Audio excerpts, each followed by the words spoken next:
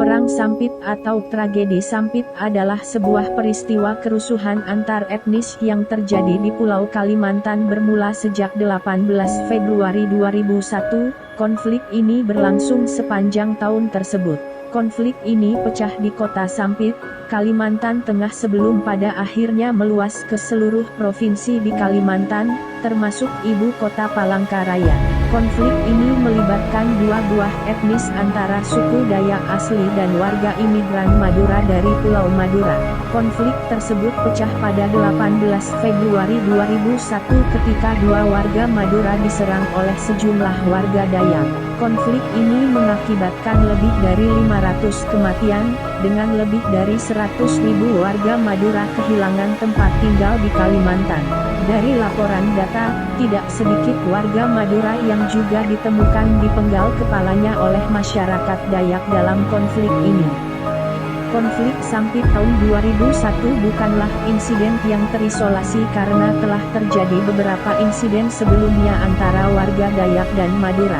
Konflik besar terakhir terjadi antara Desember 1996 dan Januari 1997 yang mengakibatkan 600 korban tewas. Penduduk Madura pertama kali tiba di Kalimantan pada era tahun 1930-an di bawah program transmigrasi yang dicanangkan oleh pemerintah kolonial Hindia Belanda dan dilanjutkan oleh pemerintah Indonesia. Pada tahun 2000, transmigran membentuk 21% populasi Kalimantan Tengah. Suku Dayak merasa tidak puas dengan persaingan yang terus datang dari warga Madura yang semakin agresif. Hukum-hukum baru telah memungkinkan warga Madura memperoleh kontrol terhadap banyak industri komersial di provinsi ini seperti perkayuan, penambangan dan perkebunan. Ada sejumlah cerita yang menjelaskan insiden kerusuhan tahun 2001. Satu versi mengklaim bahwa ini disebabkan oleh serangan pembakaran sebuah rumah Dayak.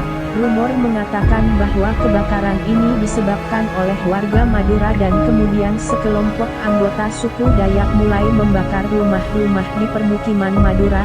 12. KMA Usop dari Asosiasi Masyarakat Dayak mengklaim bahwa pembantaian oleh suku Dayak dilakukan demi mempertahankan diri setelah beberapa anggota mereka diserang.